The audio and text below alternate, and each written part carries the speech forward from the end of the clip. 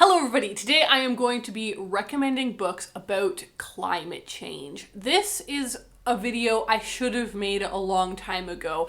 Back in like 2016 or something, I did make a video about a lot of the thoughts I'd been having about climate change, and I'd watched like 3 documentaries in a row and my eyes had been open about the things that I could be doing to make a difference with climate change.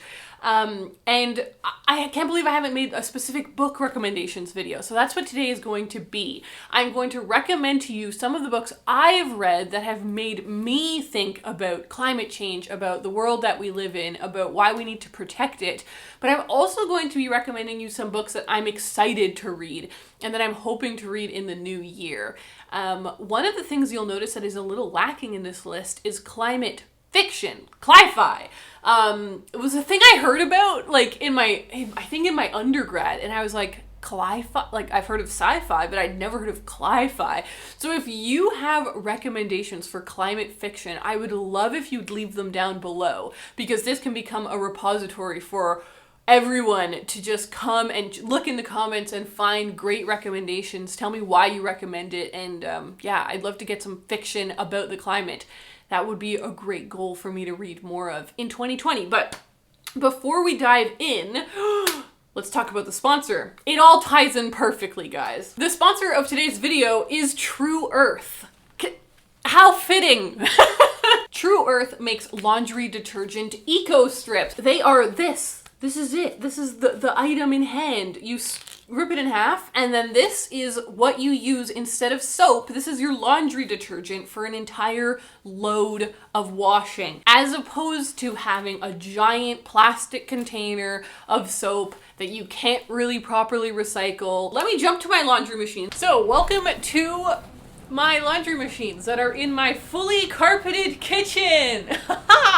I can't wait to tear up this carpet, but I'm excited to do laundry here in the meanwhile before these machines end up in their true home. Because of the cardboard packaging that these come in, completely biodegradable, they save 94% on carbon emissions. So the entire process is so much better for the environment. We begin by loading the laundry. All right, I'm gonna pull you over here. So they go right wherever your laundry machine does soap. So we'll pull out one of these. I only need one because this is a load, although it's kind of a heavy load. So I'll do 1.5, which is the great part about this. It's so easy to do. Instead of soap and measuring container you have, you can just tear these up to be exactly the size you need. You put them in there, we're good to go. Gonna do cold water because we're trying to save the environment here. And we begin. Alrighty, the process has begun. Okay, it's done. Here we go. Done with that boy. Ready for this boy. And just like that, the deed is done. Hilariously, while the laundry's been going, the furnace has broken. So it's just a never-ending pile of work around here, but the laundry was easy to do, and it smells so good, and I'm just thrilled. I'm thrilled! So here it is, my pile of fresh, beautiful laundry, washed with True Earth. Amazing. This helped the environment. Please check them out in the description, and thank you so much for True Earth for sponsoring this video. Let's jump into the book recommendations. So the first 2 that I want to recommend, you've probably heard of, but I want to recommend them together because they're both by the same author, Eating Animals and We Are the Weather by Jonathan Safran Foer. So I guess I'm cheating a little bit because these are books that I'm currently reading, but they're the kinds of books, it's like watching a documentary where you can't be the same person you were before you watched the documentary, you know, that kind of experience where you're like, okay, I'm a vegetarian now, or okay, I don't buy fast fashion anymore. These books are so eye-opening. They are so interesting. Eating Animals is about the impact that eating animals has on the environment and on other industries, but mainly like how it affects the environment that we live in.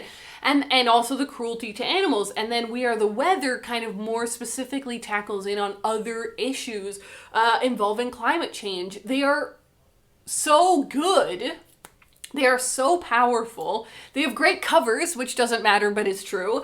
And I cannot recommend them enough. I can't wait to finish these because I can already feel partway through both of them that they are going to change my perspective. This next one is very different, but let's go for a lighter one. Aquacorn Cove by Katie O'Neill. So this is a middle grade children, and you know what? I've got it right here. All of my books are packed away still, but except for, I got this one right here.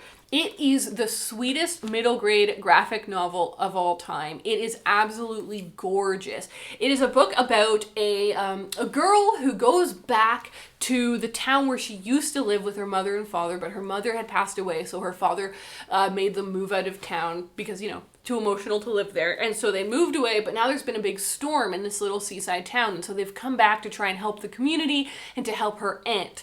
And while they're there, it's a book about grief, it's a book about mourning, but it's also a book about the environment because there's like these mermaids, sort of, this kind of aquatic creature, who tries to communicate with the town and explain that their fishing habits, the way that they're overusing their resources is really badly affecting this community in the ocean. And it's just this beautiful, graceful, sweet story that definitely made me think about climate change and the environment and how I use the resources around me. Astonishing. My next one, is one of my favorite books of all time. It is Blue Horses by Mary Oliver. So this one isn't specifically about climate change because it isn't like Mary Oliver's diatribe on why we need to care, but it sort of is just that because it's a book of nature poems. So Mary Oliver, incredible poet. You've heard of her. Look up Wild Geese.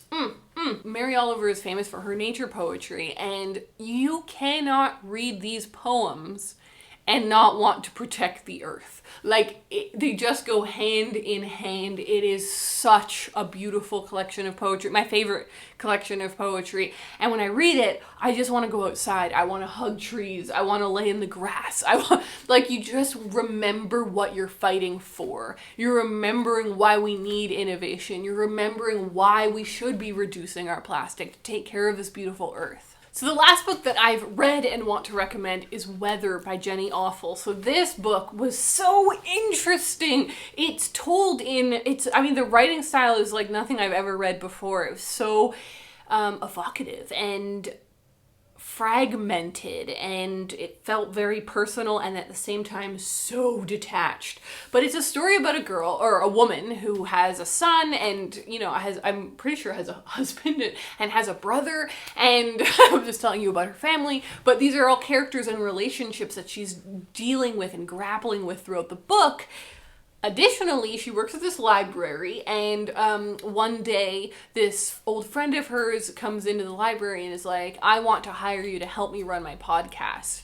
And the podcast is called Hell or High Water. It's an environmental podcast where people write in asking their environmental questions, whether they're from the far left and they feel that like things are not going far enough, or they're from the far right and they think that it's all a hoax, etc., etc.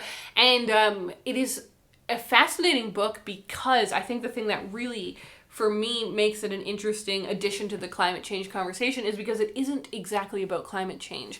It's a thing that's happening in the background, much like how it is for all of us now. We're all living our lives, doing all of the other things that we have to do, while also worrying about climate change in the background. And I think that that's what this book really adds to the conversation. And I really enjoyed it, and I'm excited to read more of Jenny Offill's writing. So now, here are 3 books that I really want to read. Hopefully there's no reason I shouldn't read these next year, but hopefully next year.